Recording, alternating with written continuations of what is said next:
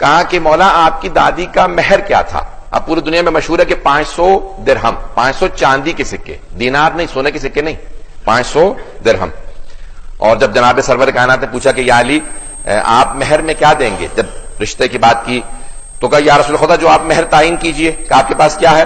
کہا ایک تلوار ہے، ایک گھوڑا ہے اور ایک زرہ، 3 چیزیں آپ نے پیش کی ہیں۔ تو آپ نے جناب سرور کائنات میں اپنے انداز سے پیش کر رہا ہوں، الفاظ سرور کائنات کا مفہوم ہے، الفاظ میرے ہیں۔ کہا یا علی گھوڑے کی آپ کو ضرورت ہے کیونکہ سارا سفر آپ کرتے ہیں، اور آپ کی تلوار کی اسلام کو ضرورت ہے، لیکن آپ کی زرہ کی نہ آپ کو ضرورت ہے نہ اسلام کو ضرورت ہے۔ زرہ کی اس کو ضرورت ہو کہ جو کسی کے مقابلے میں آئے اس کے مقابلے کا کوئی آدمی ہو، مولا کے مقابلے کا کوئی آدمی تھا نہیں تو آپ کو زرہ کی ضرورت تھی نہیں۔ تو آپ نے فرمایا سرور کائنات نے یا علی اپنی زرہ بیچ دیجئے، جو ملے گا وہی میری بیٹی کا مہر ہوگا۔ تو ایک صحابی کھڑے ہوئے کہا یہ علی کی زرہ ہے، کون خریدے گا؟ تو ایک دوسرے صحابی نے کہا 500 درہم دوں گا کیونکہ علی کی زرہ ہے۔ تو 500 چاندی کے سکے دیے، تو جناب سرور کائنات نے کہا یہی میری بیٹی کا مہر ہے۔ تو یہ ہے مہر جو واجب ہے، آپ نے اسی مہر کے پیسوں سے جہیز بھی بنایا جو مستحب ہے، جو سنت ہے۔ ایک قالیچہ لیا، ایک چکی خریدی، کچھ برتن لیے، کچھ کپڑے لیے اسی پیسوں سے۔ اب چھٹے امام فرماتے ہیں یہ تو میری دادی کا فرشی مہر ہے۔ فرش یعنی جو زمین پہ شادی ہوئی، رسول خدا نے عقد پڑھا، کہا یہ فرشی مہر ہے۔ کہا مولا عرشی مہر کیا ہے؟ عرش پہ جو شادی ہوئی تھی اس کا مہر کیا تھا؟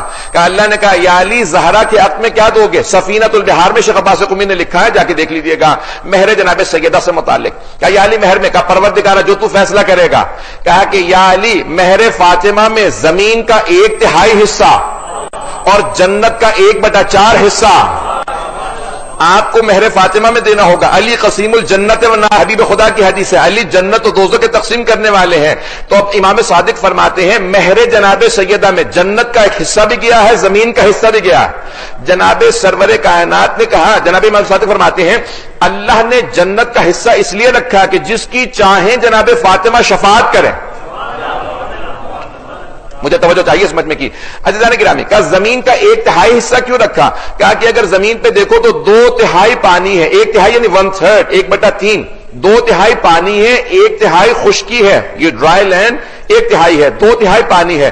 امام صادق فرماتے ہیں اللہ نے ساری خشکی جناب سیدہ کے مہر میں دے دی۔ کہ اب جو بھی زمین پہ چلے گا اور میرے دادا علی کا بغض رکھتا ہوگا وہ غصبی جگہ پہ چلے گا، اور غصبی جگہ پہ نہ نماز قبول ہوتی ہے نہ عبادت قبول ہوتی ہے۔ جگہ کا جائز ہونا، مباح ہونا ضروری ہے، اس لیے کہ ہماری دادی کے مہر میں گیا ہے، بغیر علی کی ولایت کے عبادت بھی قبول نہیں ہوتی ہے۔ یہ مہر جناب